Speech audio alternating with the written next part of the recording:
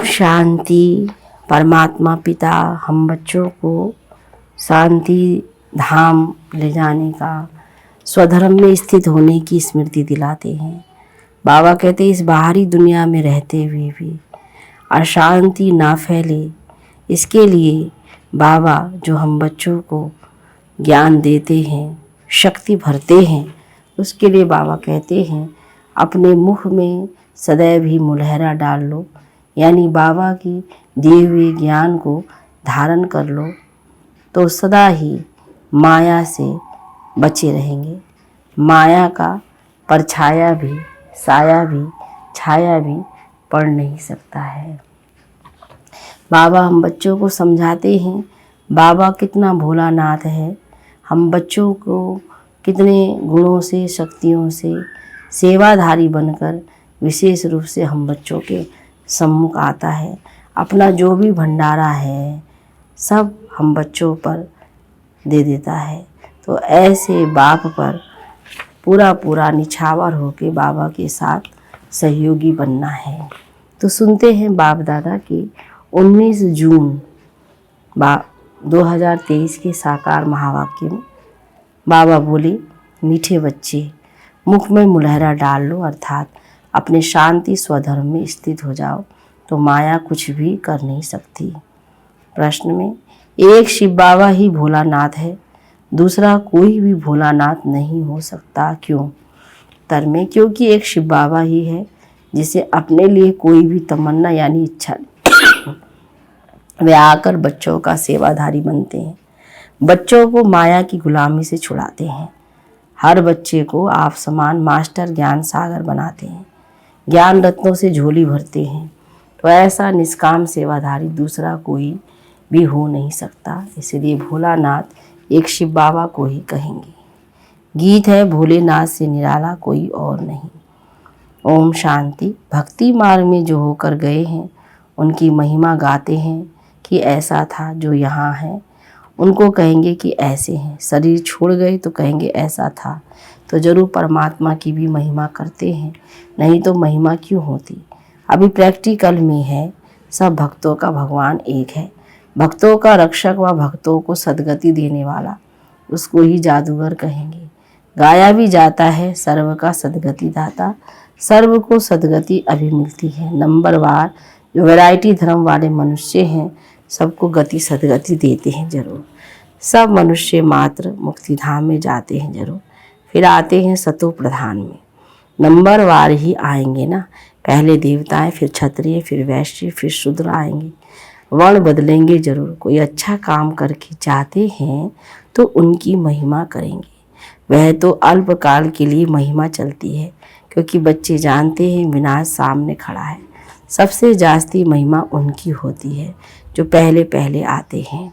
भक्ति मार्ग में पहले पहले शिव बाबा की ही पूजा शुरू होती है, अभी होकर जाते हैं। उनका गायन पूजन फिर भक्ति मार्ग में होता है। सतयुग में तो भक्ति होती नहीं, उन्हों को यह भी पता नहीं होता कि पहले क्या था अथवा सतयुग के बाद तिरता होगा। इसमें बुद्धि से काम लेना होता है। भक्ति मार्ग शुरू होता है द्वापर से। जो बुद्धिमान बच्चे वे अच्छी रीति समझ सकते हैं, जिनको ज्ञान की कंठी पड़ी हुई है। बाबा कहते हैं है सब पैरट्स यानी तोते, कोई को अच्छी कंठी रहती है, कोई तो कुछ भी समझते नहीं है। कबूतर हैं, तोते को सिखलाया जाता है, वे रिपीट करते हैं, कबूतर सीख नहीं सकते हैं।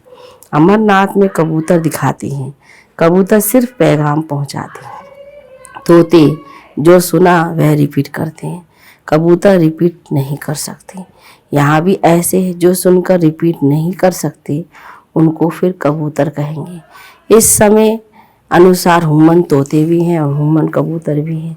इस समय के जो भी मनुष्य हैं जो कुछ बोलते हैं वह कोई काम का नहीं। बाप है रूप बसंत, बाबा ने समझाया है इनका कोई बड़ा रूप नहीं है। कोई पूछे शिव बाबा का रूप क्या है तो समझाना चाहिए शिव बाबा का रूप ऐसे है जैसे आत्मा का, जैसा बाप वैसे बच्चे। आत्मा कोई छोटी बड़ी नहीं होती है, ना बाप कोई बड़ा, वह है परम पिता परमात्मा, वही हमको समझाते हैं। उनका नाम ही है भोलानाथ। वे बहुत भोलानाथ है, अपने लिए एक कौड़ी की भी तमन्ना नहीं रखते हैं। बच्चे निश्चय करते हैं, परमपिता परमात्मा ने इस शरीर द्वारा समझाया है, आर्गन्स बिगड़ तो आत्मा बोल न सके। बाप खुद बैठ समझाते हैं, कहते भी हैं कि परमात्मा आते हैं, उनका नंदीगढ़ भी है, उन्होंने बैल रख दिया है। जानवर तो नहीं हो सकता, ऐसे थोड़ी कि छलांग लगाकर वे बैल पर चढ़ते हैं। कहते भी हैं भागीरथ, भाग्यशाली रथ, परंतु कोई को भी पता नहीं है वह पतित पावन कैसे नरक को स्वर्ग बनाने जरूर आया होगा, तब गाते हैं। भक्ति भी पहले पहले शिव बाबा की करेंगे। नंबर 1 वास्तव में सच्ची महिमा उनकी ही है।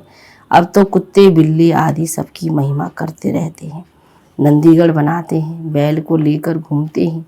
अब यह शिव बाबा इस नंदीगढ़ में आकर तुमको ज्ञान सुना रहे हैं, ज्ञान दूध दे रहे हैं। उनकी महिमा कितनी है। भोलानाथ भगवान है, सबकी झोली भरने वाला। शिव के आगे नहीं कहेंगे कि झोली भर दो, क्योंकि समझते हैं वे निराकार है। शंकर के आगे झोली ले जाते हैं भरने लिए। विष्णु और ब्रह्मा के पास नहीं जाते हैं, शंकर के पास जाते हैं, क्योंकि शिव और शंकर को मिला दिया है। समझते हैं शिव शंकर का रूप है। पूजा करने वाले कुछ भी एक्यूपेशन को नहीं जानते हैं, क्योंकि पहले पहले जो पुजारी बना है उनको ही कुछ पता नहीं था। उनको कहेंगे आप ही पूज्य देवी देवता, आप ही पुजारी। अभी तुम समझते हो हम ही पूज्य देवी देवता थे, हम ही पुजारी बनते। शिव तो है मूल वतनवासी, परंतु मंदिर तो है ना सूक्ष्म वतनवासी। ब्रह्मा विष्णु शंकर का भी पाठ है, क्योंकि आते हैं ना। शिव को भी आना तो पड़ता है, शंकर को यहाँ काम नहीं। त्रिमूर्ति मार्ग भी नाम रखते हैं, त्रिमूर्ति का स्टैम्प भी बनाते हैं, उसमें फिर शेर दिखाते हैं, नीचे लिखा है सत्य में जयते। ऐसे ठीक है, सिर्फ शिव का नाम निशान नहीं रखा है। सत्य में जयते जानवर के नीचे नहीं लिखा जाता है। सत्य तो एक बाप ही है, जो सच्ची कथा सुनाकर हमको विजयी बनाते हैं, सब बातें अच्छी रीति समझाते हैं। तुम मास्टर नॉलेजफुल बनते जाते हो। जब से ये नॉलेज शुरू किया है, उनकी सब मुरलियाँ रखें तो सारा मकान ही भर जाए। कितने कागज़ खलास करते होंगे और फिर खलास करते रहेंगे। मुरली बच्चों के पास जरूर जाएगी, बहुत कॉपियाँ निकलेंगी, झाड़ वृद्धि को पाता रहता है। बच्चे जानते हैं माया के तूफान तो बहुत आते हैं, तो मुलहरा मुख में पड़ा हुआ हो तो माया कुछ नहीं कर सकती है। बाबा को याद करना बहुत सहज है। हम आत्मा हैं, आत्मा कहती है मेरा स्वधर्म है शांत। हम सब परदेसी हैं, इस माया के देश में आते हैं। एक गीत है ना, वो दूर देश के रहने वाले, सब आत्माएं दूर देश की रहने वाली हैं। तुम अब जान गए हो बरोबर हम परदेश में हैं, बहुत दूर देश से आते हैं, जिसको निराकारी दुनिया कहा जाता है। दुनिया में तो बहुत होंगे ना, तुम जानते हो हम सब परदेसी हैं। भक्ति मार्ग में भगत भगवान को याद करते। भगत चाहते हैं कि भगवान आए तो आकर क्या करे। तुम बच्चों को पता है कि बाबा परमधाम से आते हैं, कहते हैं मुझे कलयुगी पति दुनिया से स्वर्ग पावन दुनिया बनाना है। तुमको कोई मनुष्य नहीं पढ़ाते हैं, मनुष्य ना अपनी सदगति कर सकते हैं ना औरों को दे सकते हैं। अब नाटक पूरा होता है, अंत में सब एक्टर्स को हाजिर होना है। गीता में भी है, सिर्फ शिव बाबा के बदले श्री कृष्ण भगवान को आज कह दिया। श्री कृष्ण तो है फर्स्ट प्रिंस, उनके लिए समझते हमको राजयोग सिखाया था, परंतु अभी तुम जानते हो राजयोग सिखलाने वाला भोलानाथ आया है। भोलानाथ नॉलेजफुल बाप को ही कहा जाता है। फिर श्री कृष्ण के ऊपर कलंक लगा देते हैं। वास्तव में वे श्री कृष्ण के ऊपर नहीं लगाते, बाप के ऊपर लगाते। पहले दादे के ऊपर कलंक नहीं लगाता था, लगता था बाप के आने पर कलंक लगाए हैं। चलते चलते राही ने आके प्रवेश किया, तब से देखो कितने कलंक लगाते आए हैं। तो ये रास लीला और अब सब खेल उनके हैं, वही बच्चों को बहलाते हैं। बच्चे जानते हैं हमको बाबा मिला है, बाबा से हम रत्नों की झोली भर रहे हैं। शास्त्रों के ज्ञान को रत्न नहीं कहा जाता, यह है ज्ञान रत्न। एक एक रत्न लाखों रुपयों का। इस समय सभी मनुष्य एक दो को पत्थर मारते मारते पत्थर बुद्धि बन गए। बाप आकर पत्थर बुद्धि से पारस बुद्धि बना देते हैं। कब्रिस्तान से परिस्तान बना रहा है। यहाँ तो घड़ी घड़ी काल खाकर कब्र दाखिल कर देता है।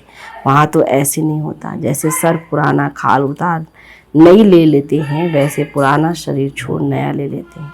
ये दृष्टांत बाबा अभी देते हैं। इनको फिर सन्यासी लोग अपने काम में लगा देते हैं। ऐसे समझते हैं कि बुदबुदा सागर में समा जाते हैं। कोई कहते ज्योति ज्योत में लीन हो जाती है। अनेक मत है, अब तुमको मिलती है एक मत, उन पर चलना पड़े। बाबा कहते हैं तुम जन्म जन्मांतर मुझे पुकारते हो, मैं एक ही बार आता हूँ। तुमने बहुत पुकारा, मैं गुलाम तेरा। बाप आकर गुलामी पने से छुड़ाते हैं। तुम माया के गुलाम बन पड़े हो। बाप आकर इनसे लिबरेट करते हैं। तुम जानते हो हमने बहुत भक्ति की है, अब भक्ति का फल देने बाप आए हैं। अब भक्ति का पाठ पूरा हुआ। ज्ञान भक्ति फिर है वैराग। वैराग भी दो प्रकार का है। वैसे सन्यासियों का वैराग है घर बार छोड़ने का। ये तुम्हारा है सारी पुरानी दुनिया से वैराग। ये तुम बच्चे जानते हो ये सब भस्म हो जाने हैं, कुछ भी नहीं रहेगा। किनकी दबी रहेगी धूल में। फिर ऐसे समय चोर आदि भी आकर लूटते हैं। जैसे एरोप्लेन गिरते हैं, आग लगती है तो चोर अंदर घुस जाते हैं। आसपास वाले भी लूट लेते हैं, टाइम भी लगता है। जब तक पुलिस आए ये विनाश तो होना ही है। कितनी बड़ी सृष्टि है। तुम जानते हो अमेरिका आदि तरफ तो सुख का पॉम्प है। क्रिश्चियन पिछाड़ी वाले हैं ना, उन्हों के सुख का पाठ अभी है। कितनी हिम्मत रखते हैं। स्टार्स पर चंद्रमा पर जाएंगे, सूर्य तरफ नहीं जाते, समझते हुए जला देगा। कोशिश करते हैं चंद्रमा में स्टार्स में जमीन ले में। सूर्यवंशी चंद्रवंशी नाम सुना है तो समझते शायद वहाँ कोई दुनिया है। जापानी लोग अपने को सूर्यवंशी कहलाते हैं। कोई क्या कहलाते हैं। अब तुम जानते हो भारत बरोबर सूर्यवंशी चंद्रवंशी था। इन जैसा ऊंच खंड कोई हो नहीं सकता। ये ड्रामा बना बनाया है। इसमें बदली सदली होने की बात नहीं, ये तो समझने की बात होती है। बच्चे जब शांत में बैठते हैं तो हमेशा स्वधर्म में बैठना है, बाप को याद करना है। शांति के लिए कोई जंगल में ही नहीं जाना पड़ता है। कोई भी आए तुम समझा सकते हो। शांति तो गले का हार है, फिर ढूंढते कहाँ हो। आत्मा कहती है मेरा स्वधर्म शांत है, फिर यहाँ शरीर में आने से टॉकी बनता हूँ। साइलेंस में तो नाटक होता नहीं। पहले मूवी बाइस्कोप चलता था, सूक्ष्मतन में भी मूवी होती है, आवाज़ नहीं निकलता। उसी समय जो बेटी समझा था वही समझकर आकर सुनाते हैं। कोई नई बात नहीं। सारा ड्रामा हमको 84 जन्म नाच नचाता है। यह अनादि ड्रामा है। सब शरीर लेकर अपना अपना पाठ बजाते हैं। मीठे मीठे बच्चों ये शिव बाबा कह रहे हैं। आत्माओं से बात करते हैं, माँ में कब याद करो। ये ब्रह्मा नहीं कहेंगे कि माँ में कब याद करो। कितनी गूढ़ी बातें हैं।